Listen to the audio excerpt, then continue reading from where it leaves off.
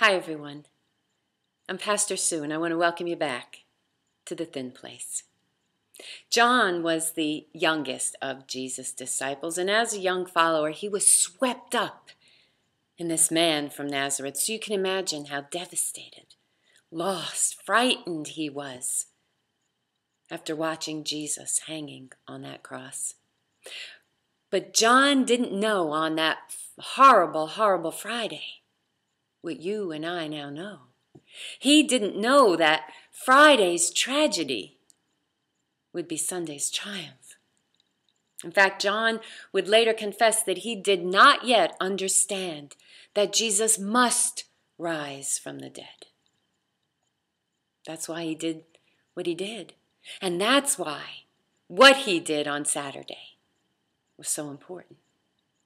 We don't know anything about that day. Scripture doesn't tell us anything. There are no passages to read, no knowledge to share.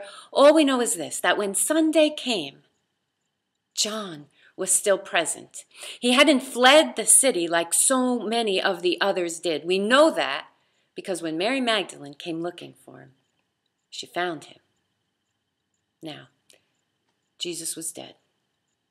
The Master's body was lifeless.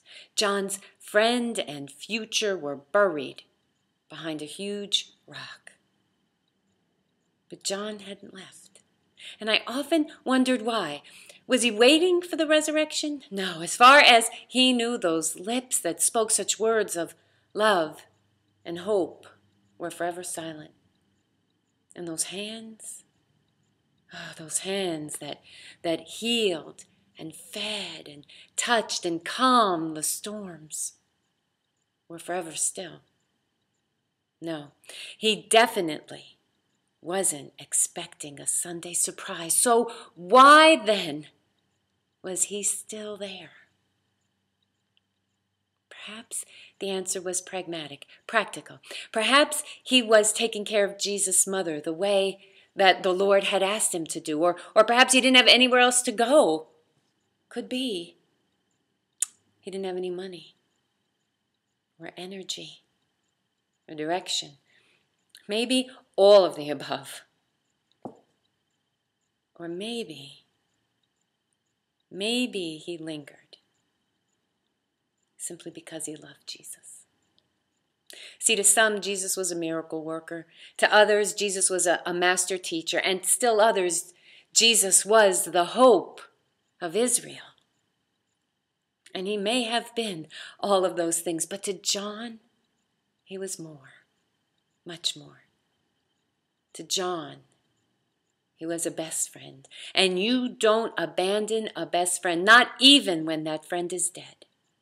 I think for John, it was just too hard to say goodbye to the one person who meant so much to him, the one person who had changed his life. See, I suspect that maybe John just needed to stay close to Jesus.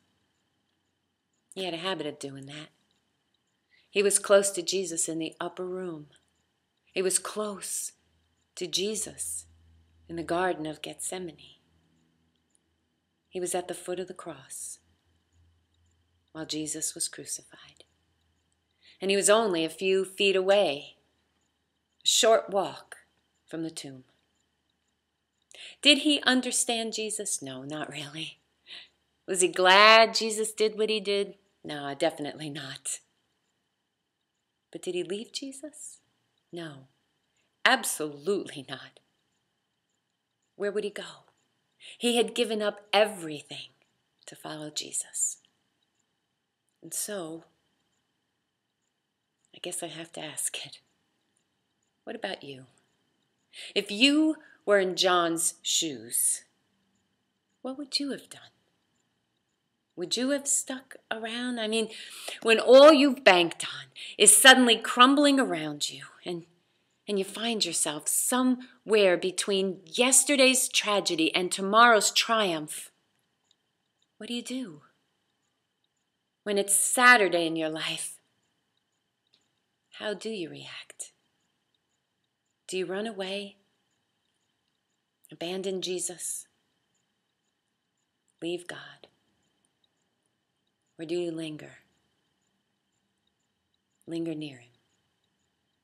Well, see, John, he chose to linger. And because he lingered on Saturday, he was there to witness the miracle of Sunday. Christ is risen. Oh, he is risen indeed. Happy Easter.